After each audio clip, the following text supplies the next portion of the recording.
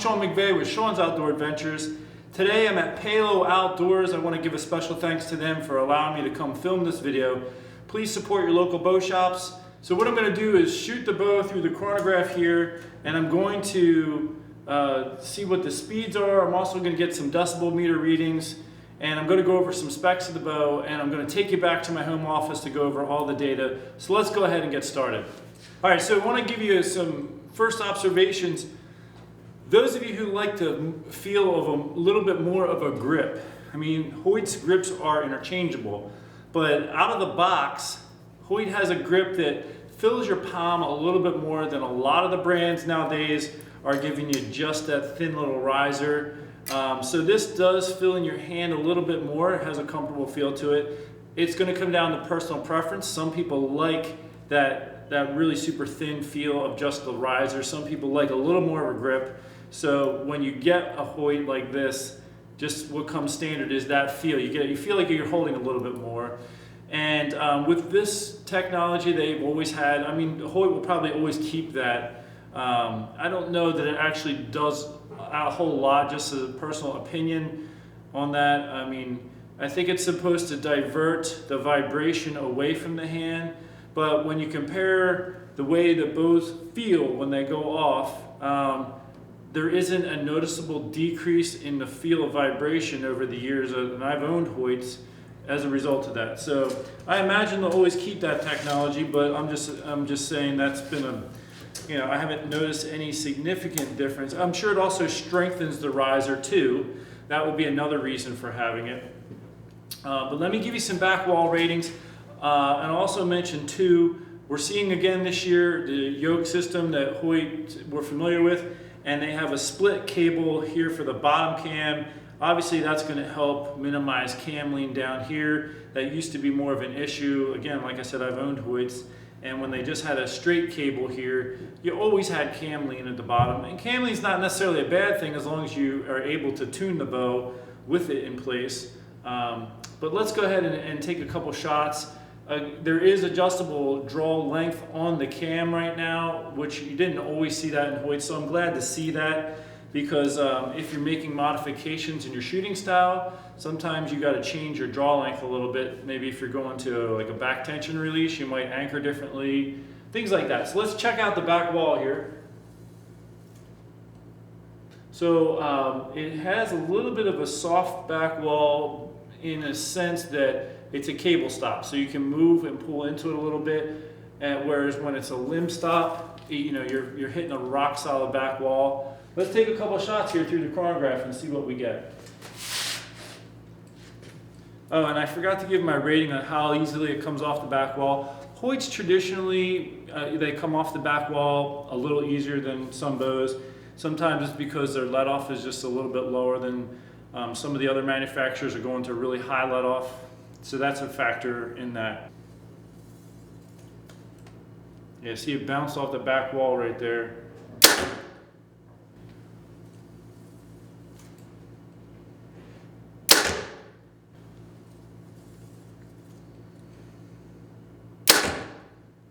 All right, so first impressions, and I'm going to compare this to some of the other bows I've been shooting, and you can see based on the uploads what bows I've been reviewing. This has a little bit more, just a tiny bit more vibration in it that you can notice when it goes off compared to some of the other bows I've shot. Obviously it is not bad at all. If you're someone who likes a bow that comes off the back wall really easily, you can set this up that way. Also, I'll say that out of the box, the cam timing is a hair off, and that's obviously going to impact performance a little bit. But it's such a small amount that for me to go and interrupt the pro shop with their customers, asking them to just try to get that tweaked in just right, it can be really challenging. When you're only off a small amount, sometimes you put a half a twist in the cable and you're still off a little bit, but in the other direction. So you can kind of run into precise challenges. I mean, you could also get into adding or removing twist to the yoke here, like a half a twist in both sides of the yoke might give you just the amount you need. But again, you're going to be seesawing to get that perfect tune. with the way this bow currently is, and you can get there. I just don't want to interrupt the shop today for that because they're very busy. So anyway, that could contribute to a little bit of the noise and vibration that this bow is producing. Out of the bows I've shot so far, I've noticed the decibel meter readings are a bit higher, a little bit higher, but you can see that those results in the overall review when I upload all the final results for all the bows. But let's go back to the home office and look more closely at the details from this bow here today. Okay, I'm back at the home office and I want to look over my data with the Hoyt Axius. And one thing I didn't realize until I got on the web here is that there's an Axius Alpha, Axius, what was the other one? Ultra series, and then the Turbo series. And I was like, well, which one did I shoot? And I was able to figure it out based on the axle to axle length. So the Alpha series is their shortest axle to axle, and then the Ultra is a longer ATA, and then, excuse me, of course the Turbo is you're going with a much different cam, more radical, getting more speed. So let me go over my data here, and I want to compare it to what they're showing on their website, and that way you can kind of see what I'm getting compared to theirs, but you can also go check out their website and get some more information on this. Also, if you've been following my videos, you know that I'm doing a bow giveaway, a flagship bow in the month of August for 2020. And what I'm doing is I'm embedding a scripture verse in each episode. You tell me, well, I'm going to do the registration for the bow giveaway close to August and somewhere around there, and then I'm going to call the person live maybe mid-August and say, hey, what was the scripture verse from this particular video? I'll tell you the title, and if you can tell me the verse and what it meant or what it was about, you're the winner. And so I've just been keeping a track in my phone by making a little note in a notepad. So this video, just jot down the title, and the verse is going to be the Gospel of John, chapter 1, verses 6 through 18. So John 1, 6 through 18 is going to be the one you want to note. With that in mind, let's go ahead and take a look at some of the data for the Hoyt Axius. So the brace height was 6.5 inch. My ATA was 29 5/16. My draw length measured 30.5, and the draw weight came in at 70.2. And over here on the right is my draw lengths and the draw weight. And down here, like when I started to come off of the back wall, the draw weight drops a little bit. So that's what that is there. But over here, this is our draw force curve for the Hoyt Axius.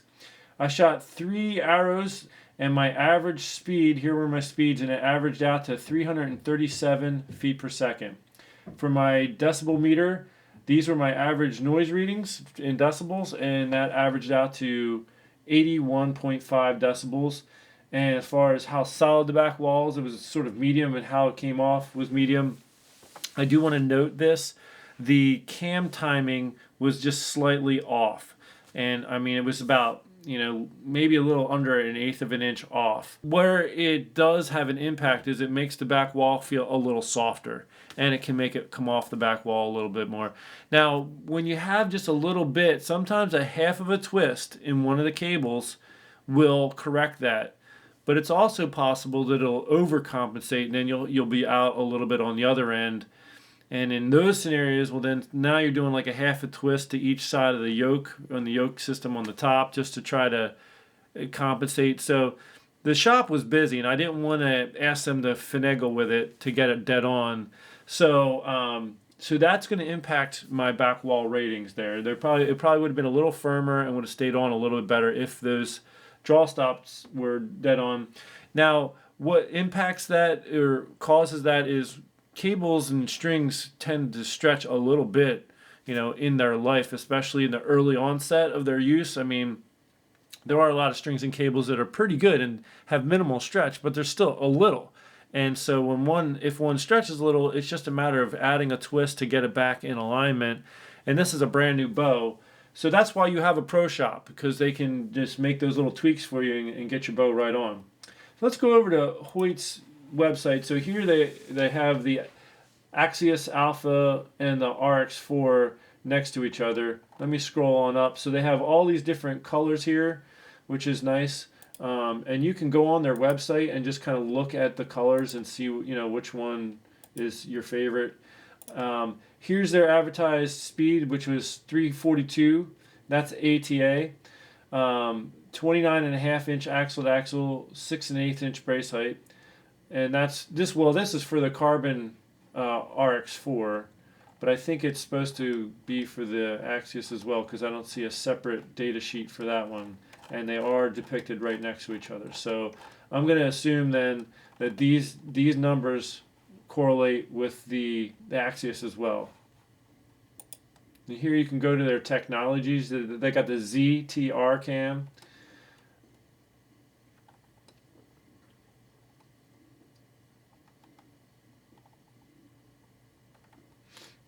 So you can kind of just scroll through their website and just kind of analyze these. One thing I do like is they came up with this for the bottom cam. They have a new system that they came out with last year that just helps give stability, I think, to that bottom cam by incorporating that. They do have a nice roller system for the cables. I always felt like Hoyts have a comfortable grip. So you can kind of just scroll through their website and look at their technologies there. And I'll say, if you're a Hoyt fan, I don't think you'd be disappointed at all because this is, these bows are really nice compared to some of the ones that they had out, a few years back. I feel like they've improved what they're putting out. And I've said this in other videos, I really think that all of our bow manufacturers are producing high quality bows. And if you're a brand specific person, I think you're safe to go with that brand. Some people are Hoyt people. I used to just shoot Hoyts all the time myself. Some of my tastes have changed, and so I ended up gravitating away for some various personal tastes. But for the Hoyt lineup, I'm definitely proud of Hoyt and some of the technologies they're doing and what they put into the bows this year. So anyway, that's my little take on the Hoyt. Here's our draw force curve. Click back over here and look at this. Here's the draw force curve I had for the Hoyt Axius. And in the next video, I'm going to do the Hoyt Carbon RX4. So we're going to look over at that in the next video. And I appreciate you watching all my videos and staying tuned. Until next time, take care and God bless.